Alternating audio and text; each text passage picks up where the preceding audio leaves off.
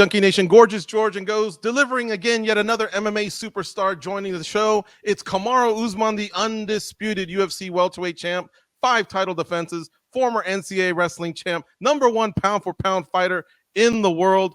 The accolades just are too much. The show would never end if we continue to name them off. What's going on, champ? How are you? Great, man. Great. It's a pleasure to be back on with you guys. The pleasure is ours.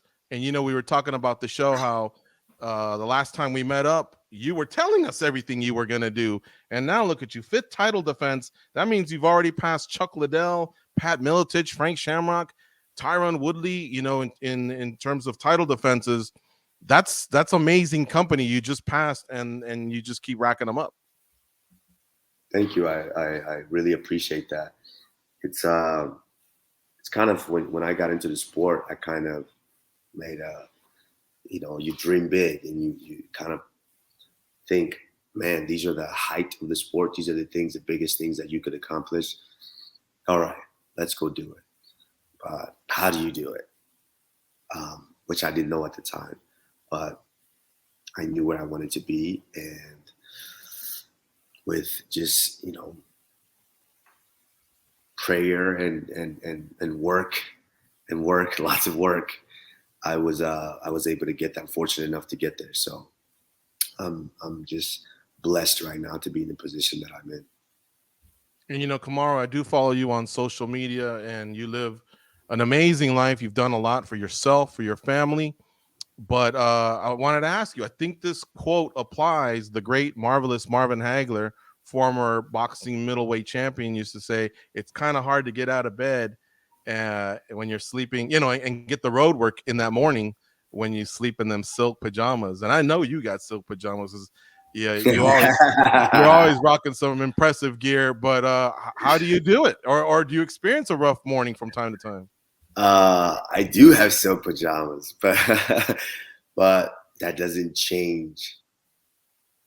That doesn't change the work ethic, and I think that's what separates me from the rest. I've had silk pajamas now for a little while, and I still get myself up to go train. That's just kind of part of me. It's part of my lifestyle, and that's one thing that I really cherish about this while I'm doing it. And like I said, I don't take this for granted. I know that tomorrow things, God forbid, things could be, different. And I just need to maximize where I am right now. So I still get up and I still put in that time. I don't care if I'm fighting a guy once or I'm fighting him over and over 3 or 4 times. I'm still going to prepare for him just as hard in those other times as I have the first time. Who keeps you in check when you have that rough morning and you're still in them silk pajamas and you maybe don't want to get the road work in? Is it a family member? Is it a coach? Is it a quote? Or can you actually just motivate yourself when you have had that, that moment? Yeah. I can actually motivate myself, and it's my daughter. I think, and that's who I'm keeping an eye on right now, playing outside. It's getting to understand, the opportunity and the things that I'm presenting for her. I've done in order for her to enjoy or kind of be in a certain type of lifestyle, get a certain type of education, being in a certain type of system. And those aren't necessarily the opportunities that I got. So I want to make sure that if that's what she wants to do, she can do anything. And so not getting up to get that road work in could potentially hinder that. And that's why I don't want. I just got to tell you that's such a beautiful thing that you just said, man. I really was caught off guard by that. I thought you were going to say maybe Trevor Whitman or your brother or someone, but yeah, your daughter. And then you looked outside and I was like, holy cow, that was powerful, man. I really loved it. Kamaru, that's one of the best answers I've heard in a while. Is there anything you've grown to hate about MMA or dislike about MMA? Like when you log into MMAJunkie.com every morning, is there the type of stories where you're like, oh man, not this again? To be honest, I just kind of grew in the sport. I came into it and I kind of had some of the best mentors to where I saw the game and I've seen the evolution of it. I saw it change. So growing into the sport, I saw how some of the things that I liked about it and some of the things that I didn't like so much. I would have to say right now, it's not as easy as I thought it would be when when you're a champion. I always thought before, because I had to, you have to call somebody out, you have to do this, go back and forth, and try to get this fight booked. And after a while, I don't have to do any of that anymore. I don't have to do it. But the responsibilities as a champion now are tremendous. I thought when you become a champion, it's smooth sailing from there. You just get your fight and that's it.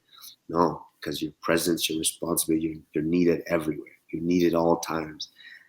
And not to mention I have a child, so I'm needed even more all the time. So I would say right now as a champion, it's just the responsibilities and the different things that come at you are kind of the ones that I didn't really expect and I didn't prepare for. But I'm dealing with them. So even online, MMA Junkie does a good job. Everybody knows about MMA Junkie. I mean, that's one of the first places that people want to go to get their MMA news. It's like, hey, something happened in MMA today. Let's go check MMA Junkie. So thank you for the plug, champ. How about the belt? I love following you again on Instagram. You lead an interesting lifestyle. But I remember one of your posts was that 6th ruby. Is there a particular ruby that is one of your favorites?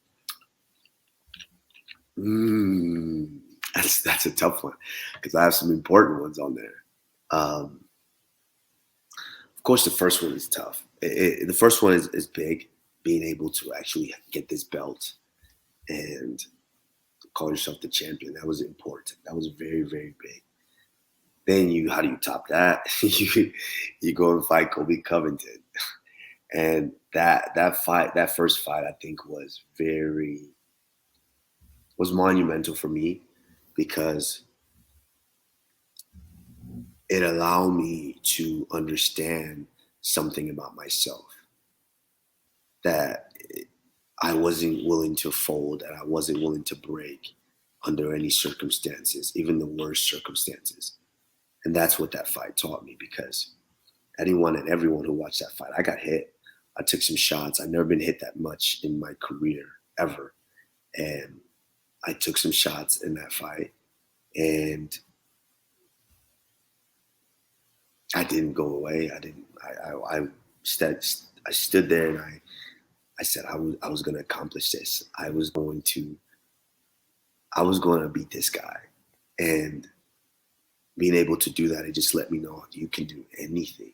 You literally can do anything at all. So no, nothing is too great. No vision, no goal is too great for me to achieve at this moment because of that moment.